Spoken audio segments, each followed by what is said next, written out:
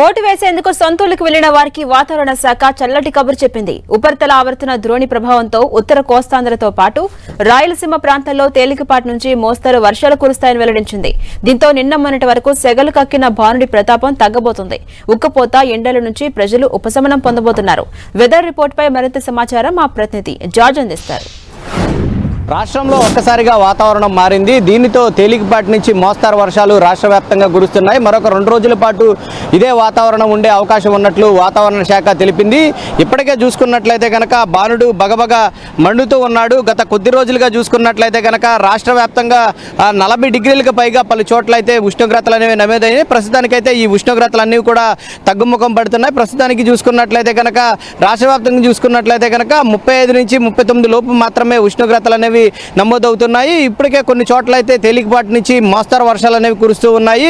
ఉపరితల ఆవర్తనం ద్రోణి ప్రభావంతో మరొక 2 రోజుల పాటు కూడా వర్షాలు కురిసే అవకాశం ఉన్నట్లు వాతావరణ శాఖ తెలిపింది. అయితే దీని ప్రకారం చూసుకున్నట్లయితే వాటర్లకు ఇది ఒక చల్లటి వార్త అనే చెప్పుకోవాలి. ఇప్పటికే చూసుకున్నట్లయితే కనుక రేపు ఎలక్షన్ జరుగుతున్న నేపథ్యంలో ఎండ తీవ్రత చాలా ఎక్కువగా ఉంటుంది. ఓటర్లు ఎవరు రారు అనే నాయకులు కాస్త భయపడ్డారు. కానీ ఇప్పుడు చూసుకున్నట్లయితే కనుక వాతావరణం పూర్తిగా చల్లబడిపోయిన పరిస్థితి అయితే నెలకొని ఉంది. దీనితో నాయకులు సైతం కూడా సంతోషాన్ని వ్యక్తం చేస్తూ ఉన్నారు. ఎందుకంటే ఈ చల్లటి వాతావరణం ఉన్న నేపథ్యంలో ప్రతి ఒక్కరు కూడా ఓటేసేందుకు ఆసక్తి చూపుతారు. అంతేకాకుండా వాళ్ళంతా కూడా బయటకు వచ్చేందుకు ఎక్కువగా ఆసక్తి చూపుతూ ఉంటారు. ఎందుకంటే నిన్న మొన్నటి వరకు చూసుకున్నట్లయితే కనుక ఎక్కువగా ఎండల తీవ్రత కారణం చేత ఎవరు కూడా బయటికి రాలేని పరిస్థితి ఉంది. ఇటు నాయకులు సైతం కూడా ప్రచారాన్ని సైతం కూడా సాయంత్రం నుంచే మొదలు పెట్టడం జరిగింది. ఉదయం ఏదైతే 7 గంటల నుంచి 9:30 10 గంటల లోపు ముగించేవారు. అంతేకాకుండా సాయంత్రం చూసుకున్నట్లయితే కనుక 4:30 నుంచి మొదలు పెట్టేవాళ్ళు.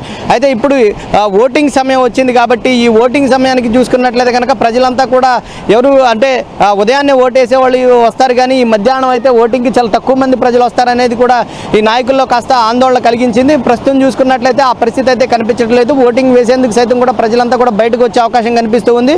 ఎందుకంటే రేపు సైతం కూడా వాతావరణం అంతా కూడా ఇలాగే ఉండే అవకాశం ఉంది. మొత్తం కూడా చెదురుమదురు వర్షాలతో పాటు తేలికపాటి వర్షాలు అనేవి కూడా రాష్ట్ర వ్యాప్తంగా కురిసే అవకాశం ఉన్నట్లు వాతావరణ శాఖ చెప్తుంది. ముఖ్యంగా చూసుకున్నట్లయితే కనుక ఇటు రాయలసీమ ఉత్తర కోస్తాంధ్ర జిల్లాల్లో మోస్తారు నుంచి తేలికపాటి వర్షాలు కురుస్తాయని చెప్తున్నారు. రాయలసీమలో సైతం కూడా ఉష్ణోగ్రతలు తగ్గుముఖం పట్టే అవకాశం ఉంది. కాబట్టి ఇది పోలింగ్కు సంబంధించి చూసుకున్నట్లయితే కనుక ఒక చల్లటి వార్తనే చెప్పుకోవాలి. ఇటు ప్రజలకు చూసుకున్నట్లయితే కనుక ఈ చల్లటి వాతావరణంలోనే ఈ పోలింగ్ జరిగే అవకాశం అయితే కనిపిస్తూ ఉంది.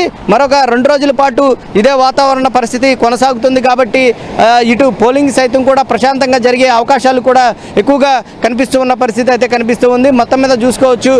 మనం ప్రస్తుతం చూసుకున్నట్లయితే కనుక విశాఖ బీచ్ వద్ద ఉన్న మొత్తం అంతా కూడా మేఘావృతమైన పరిస్థితి అయితే మనకి స్పష్టంగా కనిపిస్తూ ఉంది. అంతేకాకుండా గాలులు సైతం కూడా అంటే తీరం వెంబడి గాలులు సైతం కూడా 35 నుంచి 40 కిలోమీటర్ల వేగంతో గాలులు వీస్తాయని కూడా వాతావరణ శాఖ స్పష్టం చేస్తూ ఉంది. ఇప్పటికే చాలా చోట్ల కూడా ఈ ఉరుములతో కూడిన జల్లులు అయితే కురుస్తూ ఉన్నాయి. ముఖ్యంగా ఏజెన్సీ ప్రాంతాల్లో చూసుకున్నట్లయితే కనుక వడగండ్ల వాన అయితే కురుస్తూ ఉంది. ఉరుములు ఈదురుగాలతో కూడిన వర్షాలు అయితే ఇప్పటికే పడుతూ ఉన్న పరిస్థితి కనిపిస్తూ ఉంది. మొత్తం మీద అటు ఏజెన్సీ ప్రాంతంలోనూ ఇటు మైదాన ప్రాంతాల్లో సైతం కూడా చూసుకున్నట్లయితే కనుక వాతావరణం ఒక్కసారిగా మారిన పరిస్థితి కనిపిస్తుంది. ఇదే వాతావరణ పరిస్థితి 2 రోజుల వరకు ఉండే అవకాశం ఉంది. కాబట్టి ఇటు పోలింగ్ సైతం కూడా ప్రజలంతా కూడా పెద్ద ఎత్తున తరలి వచ్చే అవకాశం అయితే కనిపిస్తూ ఉంది. కెమెరా పర్సన్ సత్యతో జార్జ్ 10 టీవీ విశాఖ నుంచి.